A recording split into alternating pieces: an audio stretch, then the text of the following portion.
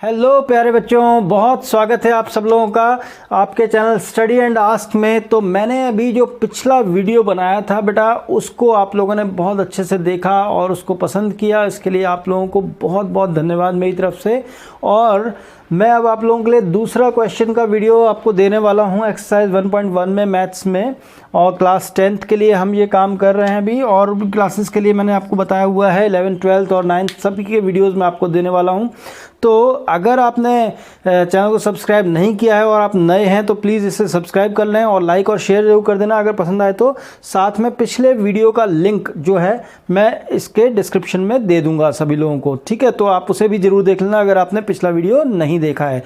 तो शुरू करते हैं हम इस क्वेश्चन को। क्वेश्चन नंबर 2 हम इसका स्टार्ट करें एक्सरसाइज 1.1 में, मैथ्स में, क्लास 10th के लिए। तो स्टार्ट करते हैं। Okay, thanks all. हेलो बच्चों, वेलकम। आपने अभी पिछला वीडियो जो आपने देख लिया होगा, डिस्क्रिप्शन में आपको लिंक मिल गया होगा उसका। तो उससे आपको समझ में आ गया होगा कि यूक्लिड की एल्गोरिथम, यूक्लिड की लेमा क्या थी। तो उसी पे बेस्ड अब सेकंड क्वेश्चन 1.1 से हम लेने वाले हैं। देखो यहाँ पर ये बुक में से आप देख लो। Show that any positive odd integer is of the form 6q plus 1 और 6q प्लस 3 और 6q plus 5 where q is some integer. तो q इज़ सम इंटीजर है। इंटीजर का मतलब आप ध्यान रखो, हिंदी में कहते हैं इसको पूर्णांक, है ना। तो अगर हमें इसको सॉल्व करना है तो जैसा कि मैंने आपको बताया था, सबसे साथ में रफ़ वर्क ज़रूर दिखाना है आपको। रफ़ वर्क दिखाने से बेटा आपको हमेशा फ़ायदा मिलता है, टीचर्स को अच्छा लगता है, समझ में आता है कि आप जो काम करते हैं वो बड़ा मेहनत से करते हैं और चीज़ों को रिप्रेजेंट करते हैं, बताते हैं कैसे आपने निकाला। तो अब यहाँ क्वेश्चन को एक पहले आउट स्केच देख लो इसका करने से पहले। तो यहाँ क्या कह रहा है कि पॉजिटिव इंटीजर हो और पॉजिटिव ऑड इंटीजर होना चाहिए। यहाँ पर जो क्वेश्चन दे रहा है हमको पॉजिटिव ऑड इंटीजर, तो ऑड हमने जोड़ दिया यहाँ पे। Show that any positive odd integer is of the form 6q plus 1, 6q plus 3 और 6q प्लस 5, ठीक है। तो ऑड इंटीजर होने का मतलब आपको समझ में आ रहा होगा। अगर हम देखें तो नंबर लाइन अगर हम एज्यूम करें रफ में जा कर के, तो नंबर लाइन पे अगर हम पॉजिटिव डायरेक्शन में चलते हैं तो ये पॉजिटिव इंटीजर्स हमको मिल रहे हैं। तो यहाँ पर ये 1 मिल गया हमको, ये 0 से हम चले, ये 2, ये 3, ये 4, ये 5, ये 6। तो इस तरह से हम आगे बढ़ते जाएंगे। तो यहाँ पर ये ऑड आ गया, उसके बाद ये भी ऑड है, ये 5 भी ऑड है। तो ये सारे ऑड इंटीजर्स हैं और ये जो हैं इवन इंटीजर्स हैं। तो एक बात तो आपको समझ में दिमाग में पहले से ही रख लेनी है, जो भी बच्चे रियल नंबर्स को पढ़ रहे हैं, कि इंटीजर्स होते क्या हैं। सबसे पहली बात तो इंटीजर्स पूर्णांक को कहते हैं हिंदी में जो कि अपने आप में कंप्लीट हो। तो 0, 1, 2, 3, 4, 5, 6 ये सब कंप्लीट है। पॉजिटिव डायरेक्शन में जाओगे तो पॉजिटिव इंटीजर्स मिलेंगे, नेगेटिव में जाओगे तो नेगेटिव इंटीजर्स मिलेंगे, ये भी ध्यान रखना है ना। तो ये यहाँ पर अगर हम बढ़ेंगे तो ये -1 हो जाएगा, ये -2 हो जाएगा, -3 हो जाएगा, -4 हो जाएगा। वैसे ही आपको सबको पता होगा, मैंने एक हल्का सा रिवीजन आपको दे दिया इसका, ठीक है। तो अब यहाँ पर हमें समझ में आ रहा है कि बात हो रही है किसकी, पॉजिटिव ऑड इंटीजर, यानी बात हो रही है इन सारे इंटीजर्स की, 1 की, 3 की, 5 की। अब क्वेश्चन हमको एक चीज़ हमें दे रहा है ऑलरेडी कि उसका जो फॉर्म होना चाहिए वो 6q प्लस 1 होना चाहिए, 6q प्लस 3 होना चाहिए, 6q प्लस 5 होना चाहिए। तो जो डिवीज़न एल्गोरिथम हम पढ़ के आए हैं वो क्या थी, a is equal to BQ plus R, जिसमें B जो था वो डिवाइज़र था, ठीक है। तो बात हमारे को करनी है कि डिवाइज़र है B, जो कि हमें यहाँ पर दिया हुआ है 6q, तो यानी कि इज़ इक्वल टू 6 दे रखा है हमको।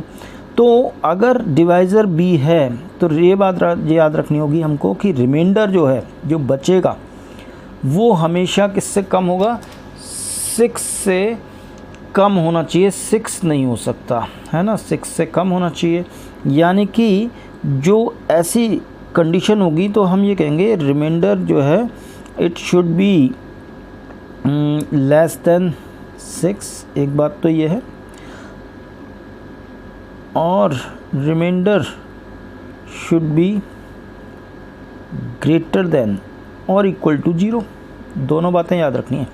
या तो रिमाइंडर 0 हो जाएगा, देखो भाई अगर डिवाइज़र 6 है, जैसे मैं एक एज्यूम करता हूँ कंडीशन आपके साथ में, डिवाइज़र यहाँ पर 6 दे रहा है क्वेश्चन हमको, तो हम ये मान लें कि अगर हम डिवाइड कर रहे हैं, सपोज़ करो हमारे को नहीं पता ये नंबर कौन सा है, हमें ये नंबर नहीं पता, ये नंबर हमें निकालना है।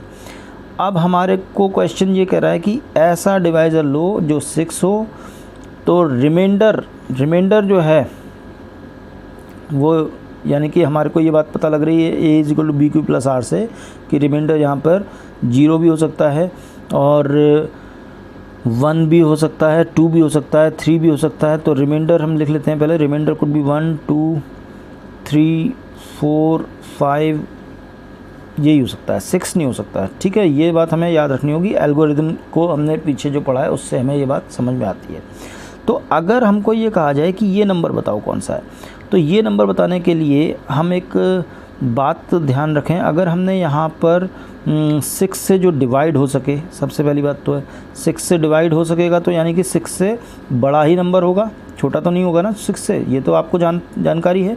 तो अगर हम ये कहते हैं कि 6 से 1 बार डिवाइड हो सके, मिनिमम 1 बार तो जाएगा, तो 6 1 जा 6, अगर हमने यूँ ले लिया तो 6 आ गया यहाँ पे। तो अगर हम ये देखें कि रिमाइंडर जो है मिनिमम कितना आना चाहिए, यानी कि 0 भी आ सकता है, तो 0 लेने के केस में तो हम यहाँ पर ये जो है डिविडेंड जो है अपना 6 भी मान सकते थे, ठीक है ना। या तो 6 अगर होता है तो 6 1 जा 6 हो गया, तो ये 0 हो गया, तो यानी कि ये नंबर या तो 6 होना चाहिए, ठीक है, 6 से शुरू होगा। 6 भी हो सकता है, जो नंबर हमसे पूछा जा रहा है वो 7 भी हो सकता है, 6 7 8 9 कुछ भी हो सकता है, यानी कि बढ़ता ही जाएगा ये नंबर। अब हमको उसके बारे में एजम्पशन, हमारे दिमाग में एक हल्का सा खाका हमारे दिमाग में तैयार हो गया, क्योंकि अगर हम मान लो हम इसको 7 मान लेते हैं, 7 ले लेते हैं, तो 6 1 जा 6 हो जाएगा, तो ये 7 में से 6 जाएंगे, 1 बचेगा, तो भी रिमाइंडर 1 आ गया, यानी कि रिमाइंडर या तो 0 हो गया या 1 हो गया। तो रिमाइंडर हमारे पास में या तो 0 होना चाहिए, 1 हो गया। अब यानी कि 7 में ये 1 हो गया, तो आप चाहो तो इसको और निकाल सकते हो। तो 6 को अगर हम उस नंबर को 8 मान लें, तो 6 1 जा 6 होगा, तो ये यहाँ पे 2 बचेगा रिमाइंडर।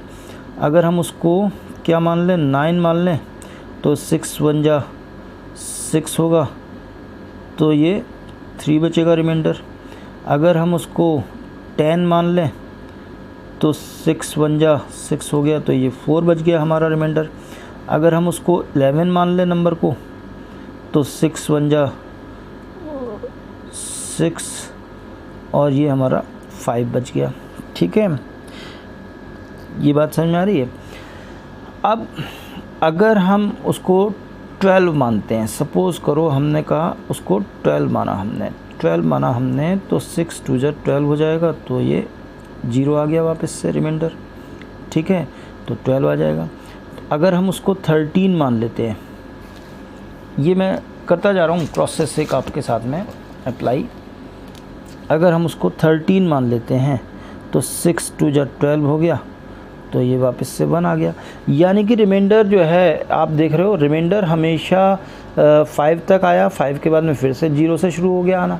तो यानी कि ये जो डिजिट जो हमसे पूछा जा रहा है, जो नंबर हमसे पूछा जा रहा है, इतना हमें समझ में आ गया रफ में कि ये हमेशा या तो 6 होना चाहिए या 6 से ज़्यादा होना चाहिए। 7 हो सकता है, 8 हो सकता है, 9 हो सकता है, 10 हो सकता है, 11 12 13 14 कुछ भी हो सकता है, समझ में आ रहा है। बट 6 से कम नहीं होगा। क्यों नहीं कम होगा? क्योंकि ये बात हमें समझ में आ रखी है ऑलरेडी यूक्लिड के अकॉर्डिंग कि डिविज़र हमको कितना दिया है, b यहाँ पर 6 दिया है, जो कि क्वेश्चन ने ऑलरेडी हमको दे दिया है। तो अब यहाँ से इतना कैलकुलेशन करके जब हमारे को ये बात समझ में आ गई है, तो बस हमारे को इसको ऐसे ही प्रेजेंट करना है कि एग्जामिनेशन के हिसाब से हम इसे अच्छे से लिख पाएँ। तो let the number be A, अगर हम नंबर को a मान लें, so by applying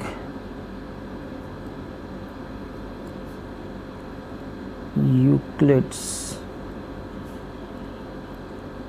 division algorithm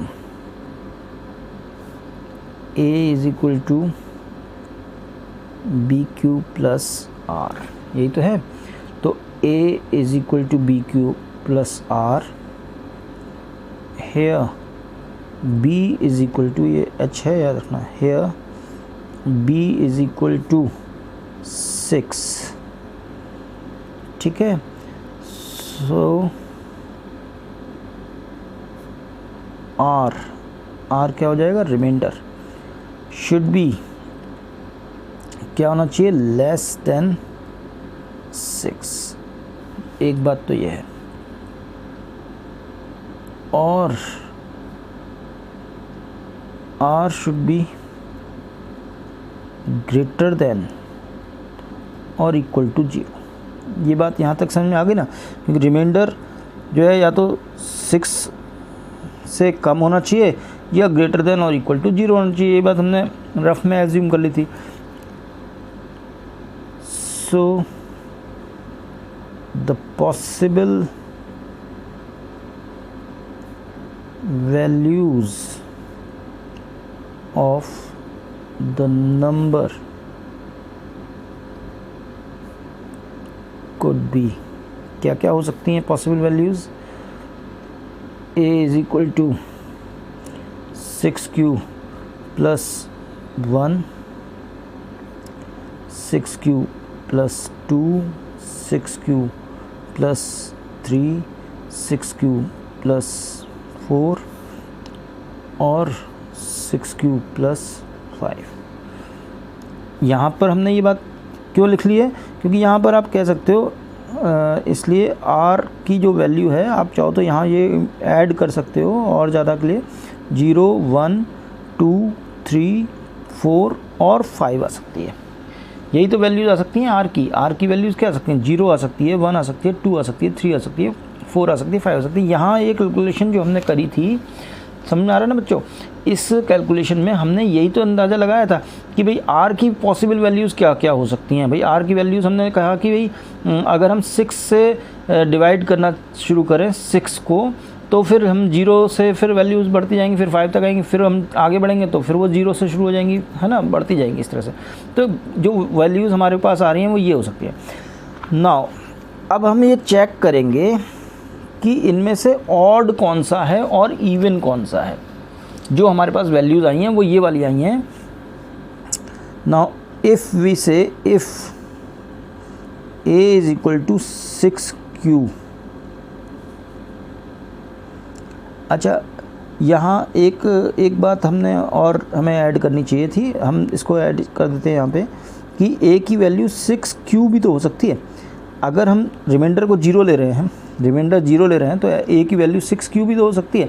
तो A की वैल्यू 6Q भी तो हो सकती है। तो 6Q, 6Q plus 1, 6Q plus 2, 6Q plus 3 plus 4 plus 5, ये सारी आ रही हैं। तो इफ़ अगर हम ये कह रहे हैं कि A is equal to 6Q है, तो A is equal to 6Q होने के केस में अगर हम देखें तो ये 2 कॉमन हो जाएगा, तो ये 3Q आ जाएगा। यानी कि 2 को हमने कॉमन क्यों ले लिया, क्योंकि एक बात का बहुत ध्यान रखना है सभी बच्चों को। यहाँ मैंने एक बात आपको शो करी थी कि इवन है। इवन कौन से नंबर्स हैं जो कि डिविजिबल बाय हैं 2। जैसे 2 है, 2 को हम 2 से डिवाइड कर सकते हैं, तो 2 1 2, 0 आ गया। 4 है, उसको हम इवन क्यों कहते हैं, 4 को हम 2 से डिवाइड करेंगे, 2 2 4, 0 आ गया। तो यानी कि जो 2 से डिवाइड हो रहे हैं वो सारे इवन हैं। और ये बात भी जान लो कि जो 2 से मल्टीप्लाई हो सकते हैं वो भी सारे इवन नंबर्स कहलाएंगे, जो 2 के मल्टीपल में होंगे। यानी 2 के मल्टीपल में होने का मतलब क्या होगा, आप 2 का पहाड़ा पढ़ लो सीधे सीधे। 2 टाइम्स 1 इज़ 2, 2 टाइम्स 2 इज़ 4, 2 3 जा 6, 2 4 जा 8। तो ये सारे जो नंबर्स हैं जो 2 के मल्टीपल्स हैं वो सारे क्या हो जाएंगे, इवन हो जाएंगे। तो अगर हम देखें तो इवन के लिए अगर जैसे हम 4 को लिखते हैं तो 4 को हम 2 × 2 इस तरह लिख सकते हैं ब्रैकेट में। तो ये बात समझ में आ रही है। तो उसी को मैंने यहाँ लिख दिया 2 × 3Q। अब Q को तो हमें मालूम नहीं है, Q की वैल्यू अगर हम 1 भी ले लेते हैं 2 भी ले सकते हैं, 3 भी ले सकते हैं, क्योंकि Q तो कोई भी वैल्यू हो सकती है। तो Q की वैल्यू को हम 1 2 3 कुछ भी मान सकते हैं। तो उसके केस में अगर हम 1 मानते हैं तो 3 1 3 2 6 आ जाएगी इसकी वैल्यू। अगर हम 2 मान लेते हैं Q की वैल्यू, सोचना, दिमाग लगाना, तो 3 2 6 2 12 आ जाएगी इसकी वैल्यू। तो यानी कि हर बार वैल्यू क्या आ जाएगी हमारे पास, इवन आ जाएगी। बात समझ में आई यहाँ तक की? आई होप समझ में आया होगा। मैंने इसीलिए क्वेश्चन को बड़े समझा के कर रहा हूँ। ये क्वेश्चन थोड़ा समझने वाले हैं, इनको ध्यान से समझ लोगे तो फिर ये दिक्कत नहीं देंगे आपको। अगर हम 6Q + 1 मान लेते हैं, सपोज करो, अब ये फेयर होता चल रहा है, ये भी ध्यान रखना सब लोग, फेयर होता चल रहा है, यानी एग्जामिनेशन में आपका प्रेजेंटेशन भी बनती जा रही है और आप यहाँ पे रफ स्केच में पूरा समझाते भी जा रहे हो। तो टीचर्स को ऐसा एज्यूम करो कि वो जैसे आपसे समझ रहे हो बात को। अगर आप उस तरह लिख दोगे तो वो आपसे बड़े खुश होंगे। और टीचर्स को ये मानो कि अगर वो खुश होकर के मन से, दिल से आपको नंबर देंगे तो वो 1 नंबर ज़्यादा ही देंगे आपको। तो जैसे अब यहाँ पे देख लो, इसकी वैल्यू अगर हम निकालें तो हम 6Q में से 3Q को तो हमने ब्रैकेट में लिख लिया, तो इस तरह हो गया। बट 1 तो इसमें एडिशनल है तो हमने एडिशनली लिख दिया। तो अब अगर इसकी वैल्यू आप निकालते हो, यहाँ पे Q को एज्यूम करते हो, तो Q को आपने 1 माना सपोज करो, तो 3 1 3 2 6 + 1 7 हो जाएगा। 7 आपको मालूम है क्या होता है, ऑड नंबर है, यानी ऑड में ही आएगा आगे नंबर लाइन में, आपको पता है। तो यहाँ पे मैं लिख दे रहा हूँ इसको, ऑड हो गया इसकी वैल्यू। अब A = 6Q + 2 ले लिया हमने, तो यहाँ पे 2 × 3Q + 2 हो रहा है ये। तो अब आपको मालूम है कि अगर हम इसकी वैल्यू 1 लेते हैं एग्जाम्पल के तौर पे, तो 3 1 3 2 6 और 2 8 आ रहा है, यानी कि ये इवन नंबर में आएगा। A = 6Q + 3 ले लो, ठीक है, समझ में आता जा रहा है ना बच्चों को। तो 6Q + 3 ले रहे हैं तो 2 × 3Q + 3 हो जाएगा, यानी कि ये भी ऑड में आ जाएगा। जहाँ 3 जुड़ गया, ये तो आपको समझ में आ ही रहा है ना बेटा, जहाँ 3 जुड़ गया तो ऑड ही बना देगा वो। चाहे 2 में भी 3 जोड़ दोगे तो 5 बन जाएगा, 1 में 3 जोड़ दो तो क्या बन जाएगा भाई? देखो 1 क्या है, ऑड नंबर है ऑलरेडी, तो अगर उसमें 3 जोड़ोगे तब इवन बनेगा। बट अगर आप किसी इवन नंबर में 3 जोड़ देते हो, क्योंकि ये तो संख्या इवन ही आएगी ना, इसको तो हमने मान रखा ना, ये जो आ रहा है ये वैल्यू तो इवन ही आ रही है। तो इवन में अगर आप 3 जोड़ोगे तो ये ऑड ही बनाएगा इसको। तो इसी तरह A = 6Q + 4 भी हमको वैल्यू मिल रही थी तो हम उसको भी लिख लेंगे। 2 × 3Q + 4 है, तो ये भी हमारे पास कैसा बन जाएगा, इवन बन जाएगा, इवन बन जाएगा। यानी अगर हम इसकी वैल्यू निकालेंगे तो ये तो इवन आ ही रहा है, इवन में हमने 4 जोड़ दिया, यानी कि 6 में आप 4 जोड़ दोगे तो 10 आ जाएगा या आ जाएगा। ये तो ऑब्वियस है, सबको ये बात क्लियर हो रही है ना। तो यहाँ पर भी ये बात समझ में आ गई। अब A = 6Q + 5 कर देते हैं अगर हम, तो ये क्या आ रही है हमारे पास में वैल्यू, 3Q + यहाँ पर ये 5 हमने लिख दिया। तो ये डिजिट आ रही है हमारे पास, ये इवन आ रही है, इसमें 5 जोड़ दिया, ऑड जोड़ दिया तो 6 आ रही है। अगर 5 जोड़ दिया तो ये ऑड में कन्वर्ट हो जाएगा, यानी कि ऑड बन जाएगा। तो अब यहाँ देख लो कौन कौन सी वैल्यूज़ ऑड आ रही हैं, 1 2 3 वैल्यूज़ हमारे पास ऑड आ रही हैं। इसलिए हैंस थोड़ा सा मैं नीचे हो गया था, इसको ऊपर कर देता हूँ। सब लोगों को ये समझ में आ गया ना कि ये ऑड आ रही है हमारे पास, ये ऑड आ रही है और ये ऑड आ रही है वैल्यू। तो ये 3 वैल्यूज़ ऑड आ रही हैं। Hence the positive odd integer, the positive odd integer will be of the form